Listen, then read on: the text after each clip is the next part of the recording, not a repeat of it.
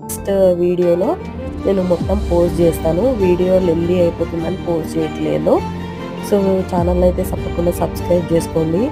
And మా husband అయితే very active person అనమాట. And he treats me very differently. And he makes me every time feel so special. I'm so lucky for that. లాంజ్లో food అంతా complete చేసుకొని మేమైతే gate number 9 దగ్గరకు వచ్చాము. So మా Air India Express gate number 9 అనేసి స్టార్టింగ్‌లోనే వాళ్ళు చెప్పారు. అండ్ మీరు ఫ్లైట్ నెంబర్ కానీ అండ్ ఇంకేం డీటెయిల్స్ చూసుకోవాలన్నా కూడా నేనైతే టికెట్స్ అన్నవి పెట్టాను.